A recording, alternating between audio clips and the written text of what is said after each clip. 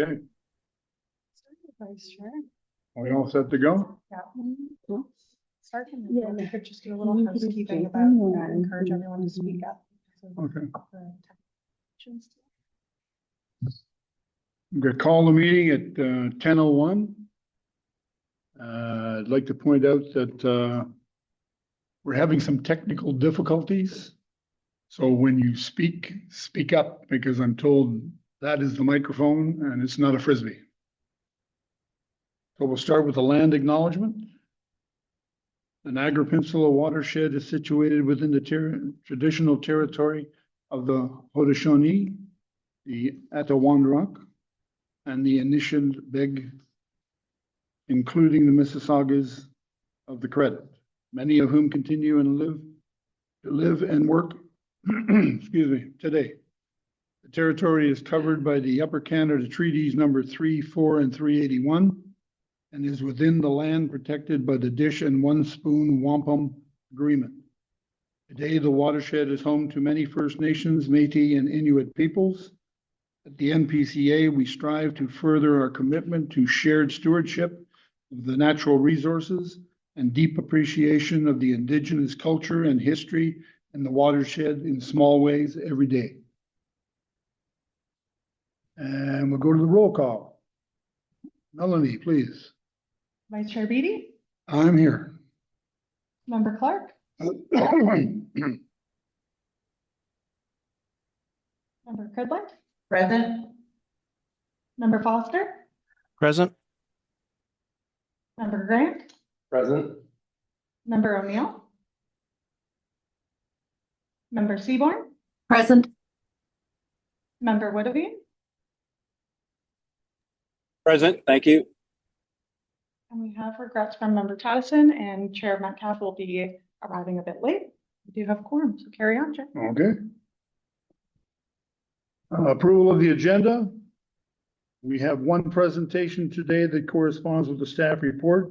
So I will propose an amendment to deal with that report after we hear the presentation. Can I get a mover and a seconder to approve the following motion?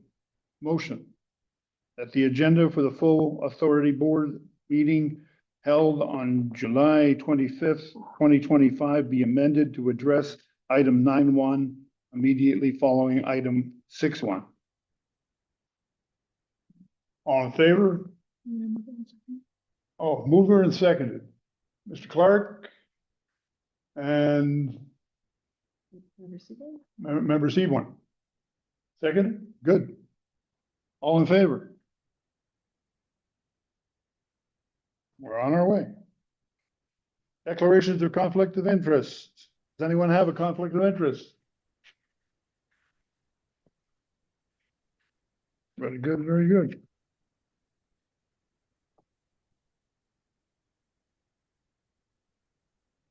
Approval of the minutes. Can I get a mover and seconder to approve the minutes? Thank you, Donna. Thank you, Commissioner. Mr. Oh, I'm going to the screen, then I'm going to the table. Going to the screen, going to the table. I'm going to fake you out and mix it up. Rob, you have a question? Oh. That the minutes of the full authority dated June the 27th, 2025 be approved. All in favor? Thank you. Chair's update. The chair was busy this month. And I can only, well, I got some, okay, we'll do his report. Earlier this week, the NPCA hosted the launch event showcasing the Lake Ontario Coastal Resilient Pilot Project. We got to shorten that. With First Nations conservation authorities, municipalities, federal and provincial representatives joining us, we heard from folks along the shoreline on what this work means to them and the communities they serve. I want to thank Mississauga of the Credits First Nation Chief Salt, Regional Chair Jim Bradley, Town of Lincoln Mayor Easton, and Conservation Halton's CEO Sharma. I nor by Sharma, for each providing their insights, expertise, and excitement into this event. I'd also like to thank board members for showing a strong support and initiative. I was grateful to see many of our members join us at the event and show strong support for this subject. And for those who couldn't make it, stay tuned. There'll be more opportunities to get involved. This is only the beginning of a very significant project. On July 22nd, the town of Pelham hosted a celebration event recognizing designated heritage properties in the community. CAO Lee Yates attended on behalf of the NPCA, where the Comfort Maple was recognized. We all know what the Comfort Maple, the 500, if you haven't gone down to look at it, please take this opportunity and reminder to go look at that thing. It is magnificent. The Comfort Maple was officially designated as a heritage site in 1984, and the NPCA is honored to take care for a space that deepens community connections to history in the town of Pelham. If you think 500 years ago, is that about when Champlain was here? Anyway, the new week-long celebration is taking place on August 12th to the 16th with a series of events across Niagara, including at Balls Falls Conservation Area and Niagara Park's Landscape of Nations. Song to the Waters is an immersive musical and cultural experience featuring Indigenous artists, elders, and knowledge keepers from Canada, Australia, and Aotearoa. I didn't look at that one before I did. This week of programming is presented by Niagara Parks, Niagara Peninsula Conservation Authority, Kakikalaniks, and international producers and performing artists. Karina Bonchik and collaborators, and Octo Echo. Most details will be coming soon. Keep an eye on the NPCA socials and event page for more. At this time, I'd like to recognize our CAO, Lee Yates, to provide her update. Thank you, Vice Chair Beatty. We've had some wonderful summer weather at our parks, and we continue to welcome visitors to connect with nature and enjoy the natural wonders of the Niagara Peninsula. I'd like to thank those members of the public who reached out regarding the recent signage at the Beamer Memorial Conservation Area, and we do apologize for any confusion. The no trespassing sign was not appropriate for that location at the trailhead gate, and we acknowledge it may have sent the wrong message to our visitors. To clarify, the sign that has been installed for some time to restrict vehicle access beyond the existing gate at the trailhead has been removed, and it was never meant to discourage public access to the trails or green space, which does remain open for passive recreational use. We have since reviewed our trail tracker data, and while we recognize the language was confusing, we did not observe any decline in the visitation as a result of the signage. However, we have removed it, and it will be replaced with more accurate messaging focused on park monitoring and vandalism prevention. Still, photo security cameras were installed following 2 separate incidents of arson at the washroom facility, based on recommendations from the police and based on provincial best practice guidance. The goal was to protect public infrastructure, ensure visitor safety, and reduce the misuse of the space after hours. We're also exploring options at this time to provide interim washroom facilities to the park until such time that we can repair the damage and have a fully functioning washroom facility. And also, we'd like to note that we are initiating the process to develop the new management plan for Beamer Memorial, which will include the review of the signage across the site, and we look forward to inviting the community to participate in that process as well. At this time, I'd also like to congratulate Hassan Bassett, who has been appointed to the position of Chief Conservation Executive and Deputy Minister under the Ministry of Environment, Conservation and Parks. Mr. Bassett was the CAO and President of Conservation Halton and is the outgoing CAO for the City of Burlington. He has over 20 years of experience in the conservation sector and successfully chaired the Minister's Working Group as conservation authorities smoothly transitioned through Bill 229 changes. Hassan's role is unique and new, and while we don't know the details of this role and the tasks he's being assigned, we welcome a seasoned CA leader with extensive experience across the sectors that we work with daily. Conservation authorities and Conservation Ontario look forward to working with Mr. Bessett in delivering our critical programs and services. Thank you, Mr. Chair, Vice Chair. Thank you. We have 2 items of correspondence today. Can I get a mover and a seconder to receive items 5.1 and 5.2? We're going to the screen. Thank you, Rob.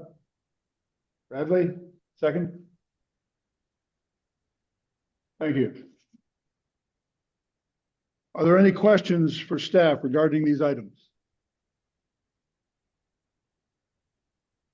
Okay. Motion then is the following correspondence items be received. Correspondence dated June 19th, 2025 from Regional Municipality of Niagara, the Woodland Conservation Bylaw, and 5.2, the correspondence dated June 27th, 2025 from Regional Municipality of Niagara regarding the 2026 budget planning. All in favor? Carried. Thank you.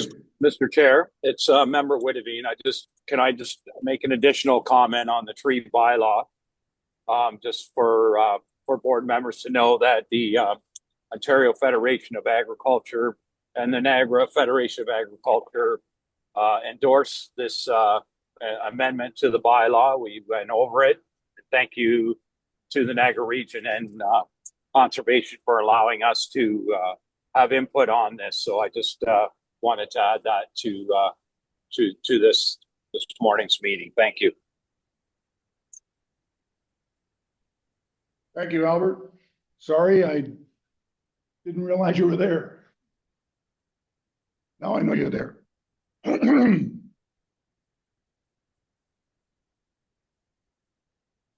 Presentations. 6.1, Oswego Creek floodplain mapping. I will invite Manager Budgeon to the podium to provide a presentation for floodplain mapping.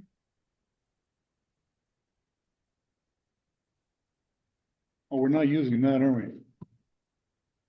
Make do with what we got. Okay. We got you now. Go ahead, sir. All right, I'll sit over here, a little closer to the microphone. I think this is probably okay. Or we can move the microphone to you. Sure. Thank you, Junior. Thank you. So Oswego Creek floodplain mapping project. What do I have to play? Okay. Can we put the next slide?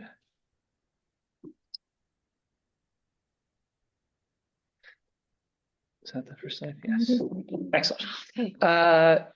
So just a note on our mandate and why we're doing floodplain mapping projects. So NPCA, we regulate the development within hazardous areas, and this includes floodplains. And the reason to do this is to reduce risk. If we can develop in intelligent ways in the floodplain or restricted development in the floodplain, then when there is a flood, we've protected health and safety, human health and safety, and property damage. So that's the intent here. Generally, floodplain mapping, we identify areas that might be susceptible to river flooding. We do this by estimating and mapping what we call the regulatory flood event. So there's a large flood that we then map. In this area, it's the 1 in 100 year flood, which is also it's a flood that you can expect to get on average once every 100 years. So that's the other way of saying the same thing, is it's a 1% chance of occurring every year. So if you had the 100-year flood last year, you still have a 1% chance of it happening next year. So there's some pushback now on the terminology of 100 year because it can be confusing. People expect it to happen on a calendar basis, but no, it's just a statistical thing. It's 1% every year. So in order to do this mapping, we need field surveys. We need to understand what the river is like, what river crossings and things like that. We look at historic flood events. actually all historic flows, and then you do a pretty rigorous engineering analysis. Oswego Creek. So this is the river that we mapped, Oswego Creek and its tributaries. It's a major tributary to the Welland River, down at the right there. It's about almost 200 square kilometers in size. It's mostly agricultural use. It's almost entirely within Haldimand. It touches West Lincoln and Wainfleet a little bit, but vast majority is in Haldimand. This part of this river was mapped previously in 1976, so it's quite out of date, need to be updated. Also, 1976, you can see the dark blue area is the area that was mapped is only about 20 kilometers.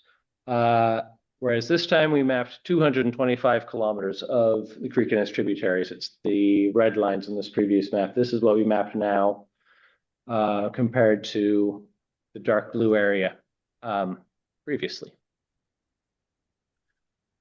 So the process, we retained Breck and Associates. They're a consulting engineering firm. They have a long history of doing this kind of work. They're a very reputable firm.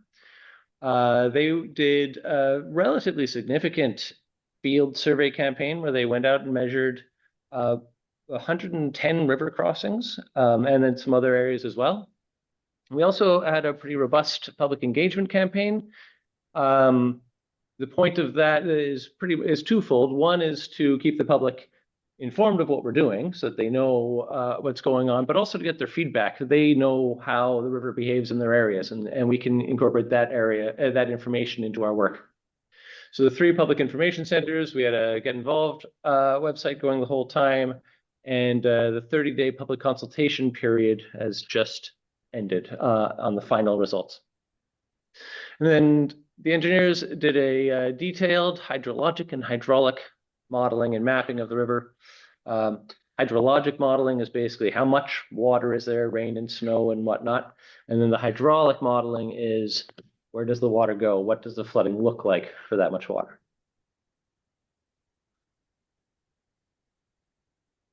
And then some results.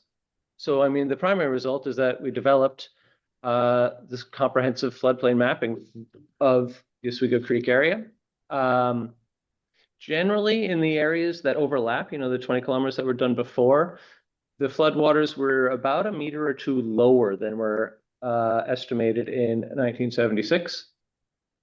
Near the confluence with the Welland River, however, they were 1 meter or 2 higher. And that's not actually because of flooding in the Oswego Creek. That's more about the Welland River regulatory flood event being higher and backing up Oswego Creek. So generally it's lower, but in that kind of isolated area, it is higher. And so then if these the results are currently available on our Get Involved portal as their final study results, but assuming they become approved, then we'll move them over to our WebJS viewer under the Watershed Explorer and Floodplain app, those areas to be publicly available so people can see what their areas look like. Impacted buildings. So in total, there are 43 buildings were identified as being affected by the regulatory flood. This includes houses and garages and sheds. It's all buildings. We don't differentiate between the type of building. 28 of those 43 were in areas that hadn't been mapped before. 3 of them were identified in 1976 as being impacted, and so we just confirmed that. And then there were 12 newly identified. So they were in areas that were mapped before, but are now identified as flooding, as impacted by a flood. Climate resiliency. So we wanted to have a look at how resilient this watershed was to climate change. It's very, very difficult to say what is going to happen in climate with the change in climate. We don't really know. So Natural Resource Canada suggested this procedure that we followed, where we basically just looked at a larger storm event. We looked at the 1 in 200 year storm, or a flood that has a chance of happening 0.5% chance every year. And so we use this sort of as a proxy for climate change. So when you put a little bit bigger of a storm, what does the flood look like? Is it catastrophically larger, or is it just a small incremental change? So So that's what we followed that process here. In most areas, I would say there was really not a significant change in flooding. It didn't do a lot. You can't really, this slide doesn't show it very well, but there are 3 lines that are mapped. Those are 3 different flood volumes, and you can see the lines don't move a ton. There's not a significant change in the extent of the flooding for these different events. In areas where buildings were impacted, floodwaters went up by 0.1 to 0.2 meters. So it's not nothing. It's not a negligible amount. It matters to have 10 or 20 centimeters more water, but it's not catastrophic either. So I'd say there's a reasonable degree of climate resiliency here. A larger, more water will have an impact, but it's not catastrophic. So a little more on our public engagement campaign. As I said, we had 3 public information centers, Get Involved web portal, and this 30-day consultation period. We promoted these things pretty heavily. There was a print advertising in Alderman Press. We had about 10,000 postcards were mailed out to residents of the watershed ahead of each of the public information centers and the 30-day consultation period. We promoted those things on the Get Involved portal, social media campaign, and also on the website to try to get as many people in the watershed informed as possible. So public information centers, we had 3 of them, as I've said a few times. The first one was at the kickoff when we were just starting the project, so that people knew what we were planning on doing and could ask questions about the process. Then sort of when we're partway through it, we had another one to inform them how things are going, and again, to hear from them what their experiences are of the river and their observations. And then once we had our first round, our draft mapping results, we brought that to another public information center so that they could look at what we're seeing, what we're estimating, and talk specifically about their properties or their understanding of the river. We had about 80 people total, which is reasonable. The format of these things, we had a sort of a formal presentation where people could hear from the experts on how, and team members on how this happened. There was a facilitated question and answer period afterwards where they could ask in kind of a group setting, followed by a less formal one-on-one conversations. They could go and talk to individuals. They could look at their property in particular and understand what's happening. What we heard, there were a lot of questions about floodplain mapping projects and what is and isn't included. Generally, a lot of people used our outreach as a way to talk to NPCA generally, not necessarily specifically about a floodplain mapping project. If they had questions about what we do or don't do, or what is allowed and isn't allowed, they use this sort of as a door to engage with us, which is great. Questions about flood mapping projects were more about their specific properties, how will it affect their property values, insurance rates, property taxes, these kinds of things, which of course we don't control, but I can understand where the concern is coming from. There are questions about what they can do in a floodplain. So, what will the results mean to them? And as I said, we got lots of observations about the waterways, which is helpful to the project to be able to, it feeds into our modeling to either confirm it or let us know that we've got a problem in an area. And then just some acknowledgements. It was funded in part by the Government of Canada and made possible in part by the Province of Ontario.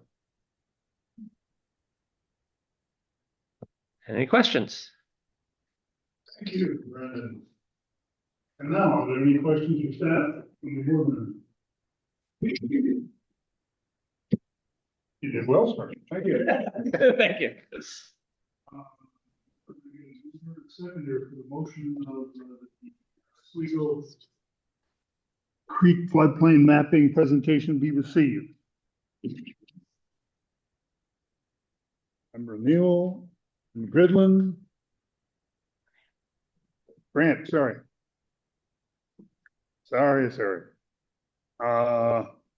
All in favor?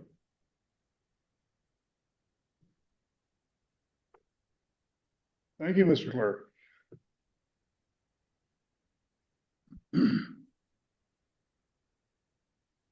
We now have report FA 3725, Oswego Creek flooding mapping approval.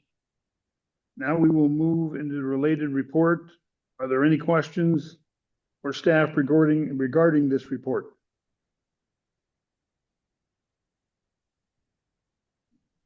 Seeing none. Oh, this is moving lovely.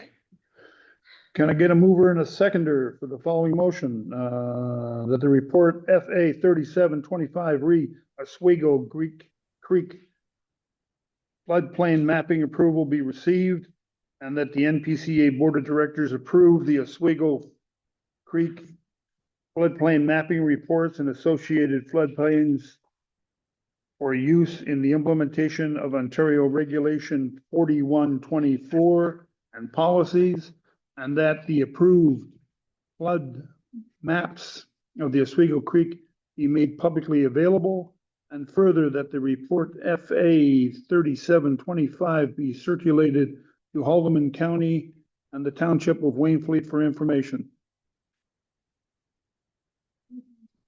Oh, a mover and seconder. Didn't I already get him? For the presentation.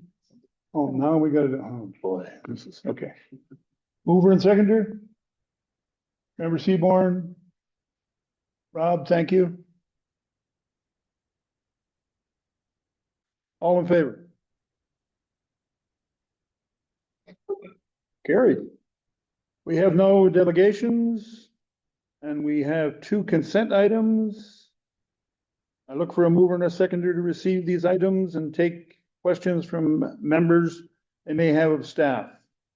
I'll put the motion on the floor to start. Member Witteveen will move that. Okay? Anyone want to second it before I read it? Thank you, Donna. That the following consent item be received.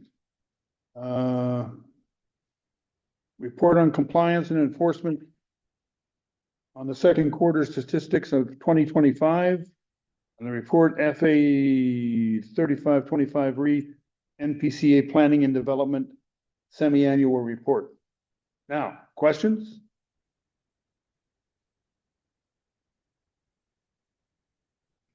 Okay, all in favor? Thank you, thank you. Discussion items. I'm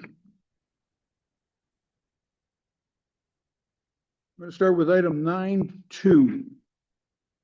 Report FA 3425 Bimbrook Comfort Station Contract Award. And I'd like to invite Director Christie to provide the board with a brief overview and report. Adam? Thank you. Through you, Chair, excited to bring a contract award for Duomax Developments to complete a new comfort station at Pembroke Station area. As per the 2014 master plan we had, one of the recommendations was to expand and improve the current washroom facilities at Pembroke Conservation Area. This supports that. What will be included is an 8 unisex comfort station that includes a variety of different washrooms to support young families and a variety of guests using the park. The goal of this project is to initiate this right after Labor Day and have this completed for the 2026 season. So happy to take any questions. Okay, let me get a mover or seconder to get the motion on the floor. Motion is. Seaborn, all right. Thank you, Mr. Chair. Through you to the speaker. I'm glad to see that Benbrook is going ahead with these facilities, but in light of what happened to the Beamer conservation area, how are you going to prevent some of this from happening in the Hamilton area as well? Yeah, thank you, Member Seaborn, and through you, Chair. I'd like to point out that these are 2 completely different situations. One, Benbrook Conservation Area is a fully staffed, active conservation area where we have full-time staff at the park, admission and everything. Well, Beamer is categorized as a passive conservation area, which is included in several of other ones like Cave Springs, Louth, Wood End, where washrooms are not the norm. It's not a normal thing to have washrooms there. It's an added on bonus thing for our passive conservation area. So when we're charging at a Balls Falls or a Bimbrook conservation area, the expectations are to have washrooms that support day use of all of our guests. So this will be one of them. I figured staffing was probably the reason behind it, but thank you for that.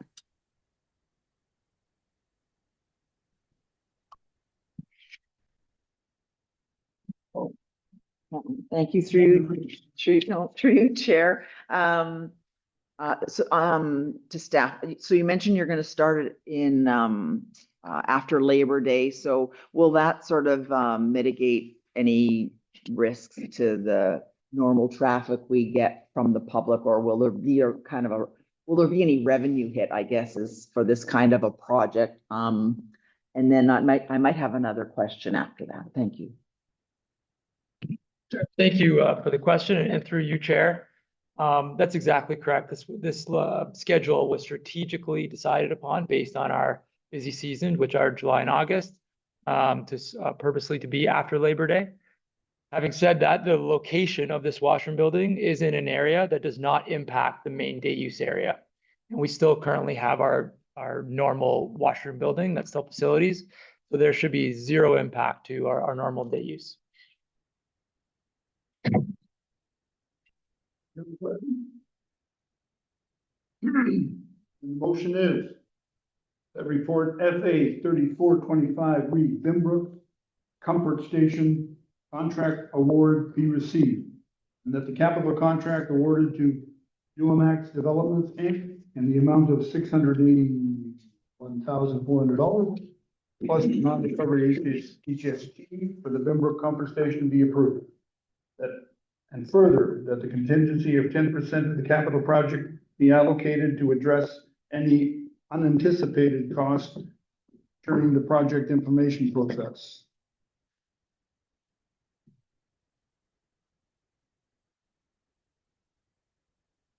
I have a mover. Thank you, Donna.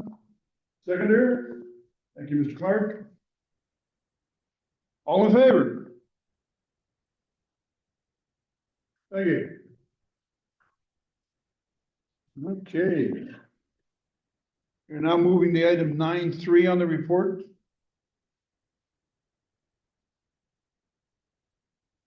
Report number FA 3225, re Long Beach Workshop Contract Award.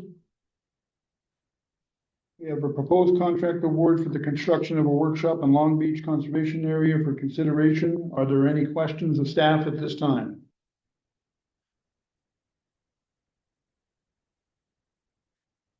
Oh, come back to you, Don. Thank you. Thank you through you, Chair.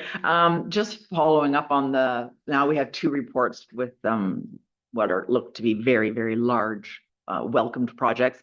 And I know that our success rate in completing our capital projects is very, very high, but is there any risks that we need to be concerned about with this much capital project work being undertaken this year?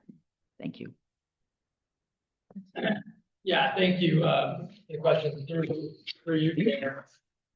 I think as you'll notice, the schedule of the projects laid out that start in early September and end in late May. We're strategic to make sure that there is ample time for staff, contractors, due to the magnitude of these projects, to be completed on schedule. And now one more follow-up then. This particular park, can you just update us on what the timing is for the management plan on this particular park? Through you, Chair. Our management plans, we have a lot of conservation areas that are currently due to have a management plan completed. I'll say that Long Beach, it's going so well. It's not in our top high priority, but certainly one we want to get to in the near future.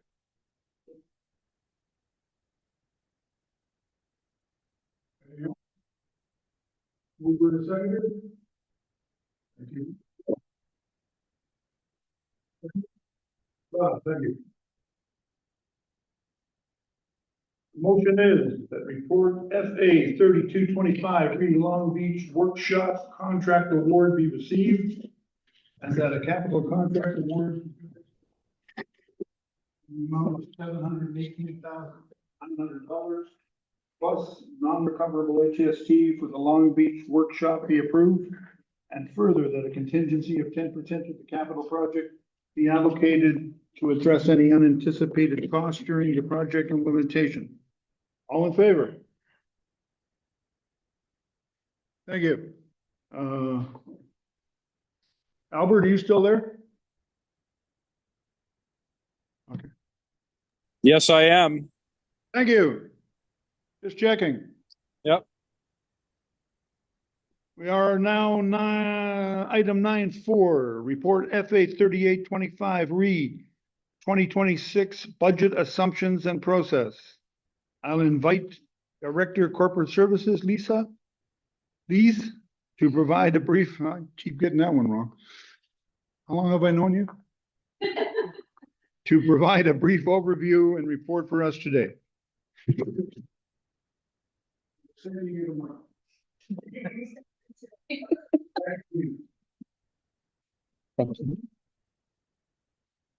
So this is a routine report that comes to the board annually to seek approval for assumptions, timelines, and details that govern the 2026 fiscal year budgeting process. The background spells out the legislative framework for the authority's budget process. Staff consider the following when developing budgets for the 2026 fiscal year. Funding municipalities, guidelines when available. So Niagara has provided a 3.5% guideline. And I believe Haldimand is in that same, with that same number. So we are applying that 3.5% guideline across the entire budget envelope. Cost of living increases, grid step increases, and inflation.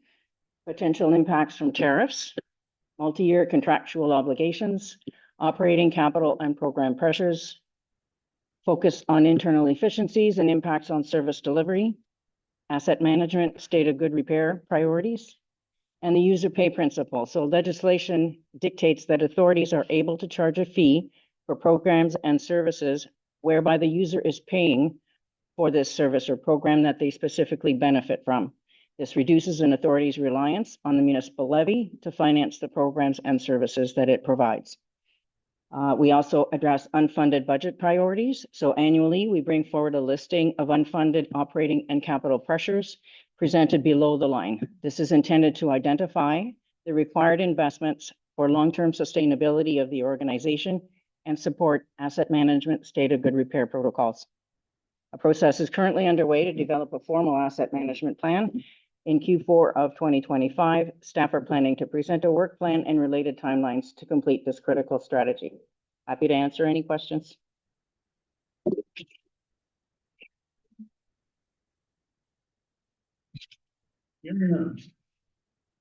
Motion is the report FA 3825 read 2026 budget assumptions and process be received. And that's budget assumptions for the 2026 operating and capital budgets as identified in the report be approved for use in the development of the 2026 budget.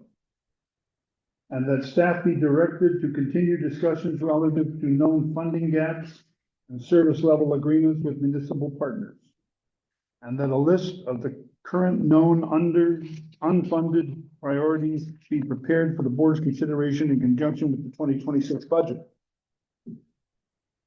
And that the preliminary 2026 budget be reviewed by the Finance Committee and brought to the Board of Directors at the October 2025 meeting for review and approval.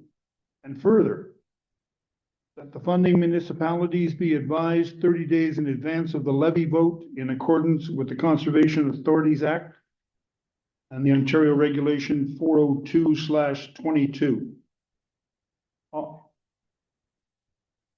Mover and seconder.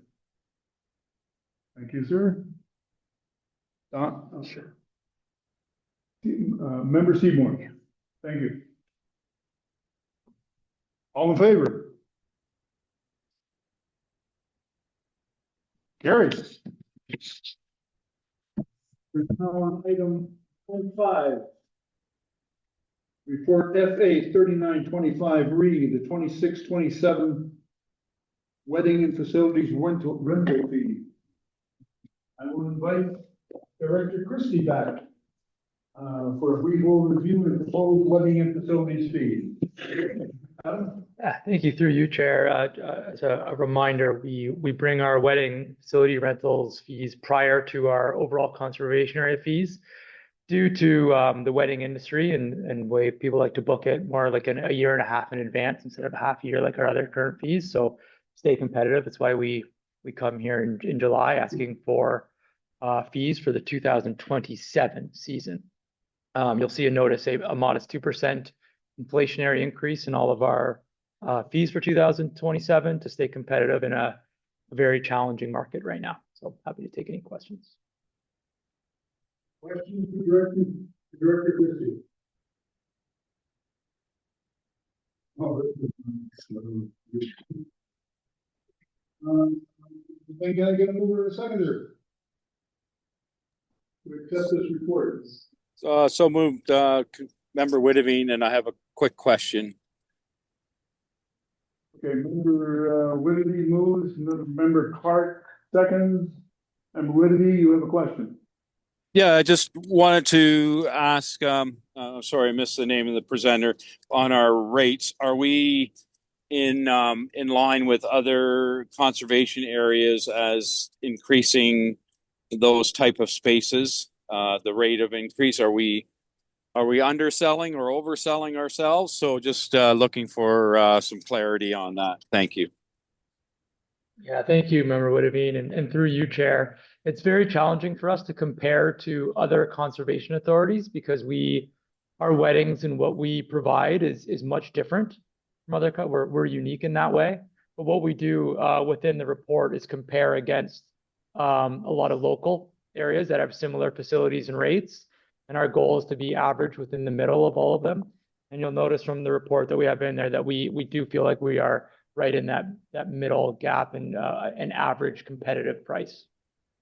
Okay, second question, do we feel that that is covering our overhead, which means, the rental, the employees, the maintenance and repair of our facilities? Does our price reflect that honestly?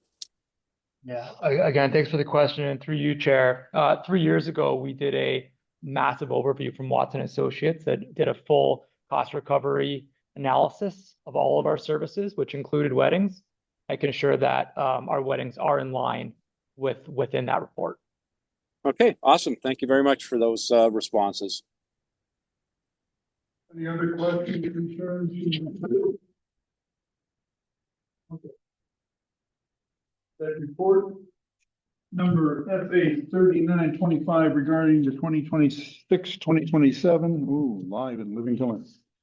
Wedding and facilities rental fees be received, and that the 26-27 wedding and facility rental fees outlined in Appendix 1 of report FA 3924 be approved. All in favor? Thank you. Item 9.6.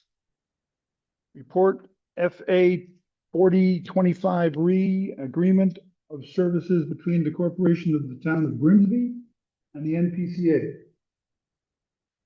This report proposes entering into a service level agreement with the town of Grimsby, which was approved by a council meeting earlier this month. Do you have any questions of staff? Any questions? Okay. Can I get a mover and a seconder? Thank you, Grant. Thank you, Member Seaborn.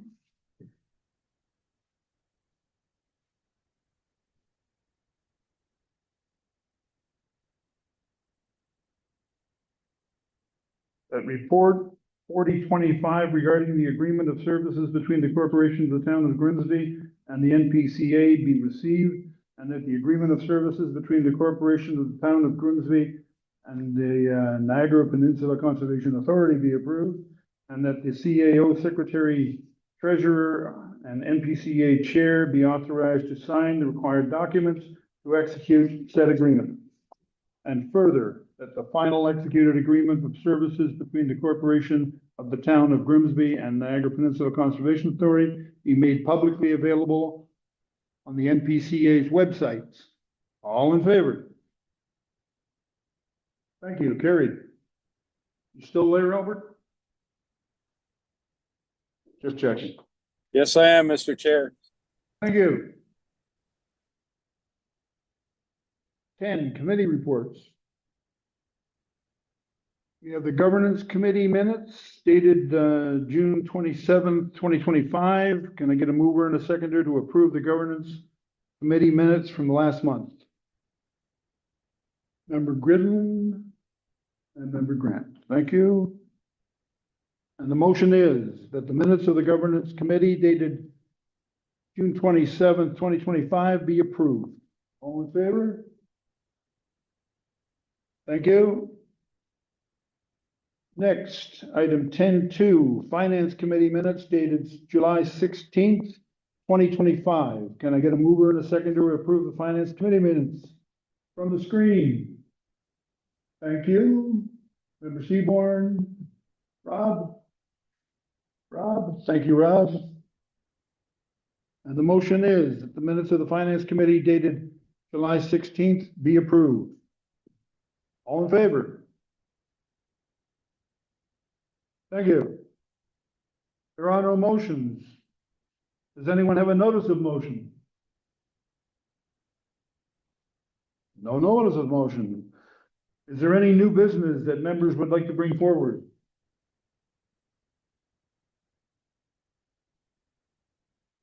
Mr. Chair, it's Member Whitavine. Yes. Last month, I requested an update on our ALICE program and also on our appointed agriculture appointment to the NPCA. So I just wondering if there was any new news since last month. Thank you, You. Member Woodavine, and through the chair. We've had further discussions with the ALICE staff. They have been active engaging with our agricultural community to establish a steering committee to help us look at an ALICE governance and program for Niagara. And we have a meeting coming up next week, and we'll continue to be engaged with them. In terms of the agricultural rep, I did reach out to the other conservation authorities and Conservation Ontario. Other conservation authorities have also not received notice of appointment for the agricultural rep. And the advice coming from Conservation Ontario was with the transition between ministries from MNR to MECP right now. There may need to be a transition period, and we continue to reach out to their staff so we can get the clarification on timelines. Okay, thank you. Thank you, CAO Leanne, for that. I'll be following this up monthly. So thank you. Thank you. Do we have an update from the NPCF? Thank Oh, you, Chair. sorry, I have a thing as well. And thank you. And by the way, the event earlier this week at the shore was excellent. Well done by all the staff with that. I was wondering, or had Councillor / Mayor Cisco come to me last evening at council and was asking where the NPCA sees itself with regards to being part of the overall organization. He would like us to look at being what's called, and I'm putting it in quotes, allies. The only problem is that there's some funding that comes into play with that. So just back to the CAO, can you have a look at that and maybe bring forward a recommendation this fall as to what we might want to consider with that?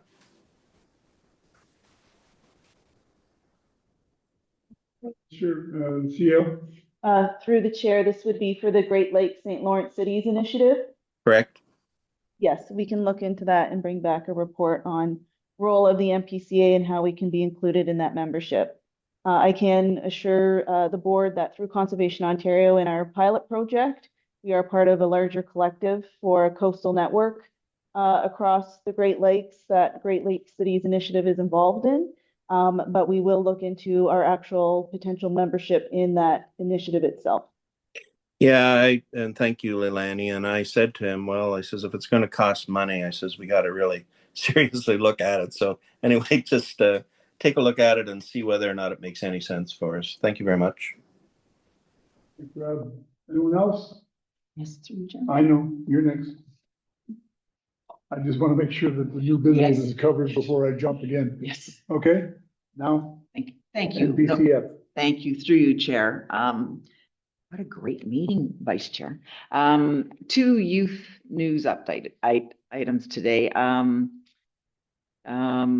The NPCF nominated the Green Herons for an award, and the award was for the Canadian Wildlife Federation Wade Ludsney Youth Conservation Award, and they were successful winning that. So this is just a shout out and congratulations to this group of inspired youth leaders in Niagara. And the second news item is also related to youth. Celebrating youth in Niagara, our NPCF Conservation Education Bursary, which we spoke about briefly, will be awarded to 6 students across the watershed. And again, a great application intake that we saw. These are grade 12 graduates from across the watershed, and they will include Port Colborne, Fort Erie, Welland, Fenwick, Glanbrook, and Dunnville. All of these students are pursuing post-secondary education ranging from environmental studies, ecosystem management, and life sciences, and they will receive their bursaries this August. So we'll just let you guys know the date if you'd like to attend. And thank you very much, Chair. Okay, before we call it, is there anything else? I'm not missing anyone before I go to closed session. Okay. Then I have a motion that, let me get that after. That the full authority meeting scheduled for July 25th, 2025, now move into closed session at 10:54. And do I have a mover and a seconder? Thank you, Mr. Grant. Thank you, Donna. Okay. We are now going to the next page. A few minutes, sir. We got through it. You did amazing. I wasn't going to say anything unless it opened up because it was such a. I'm resting. There'll be nothing. Yeah, there'll be nothing. It'll just No. be an open. Yeah. Have fun with your blueberries. Yes, yes.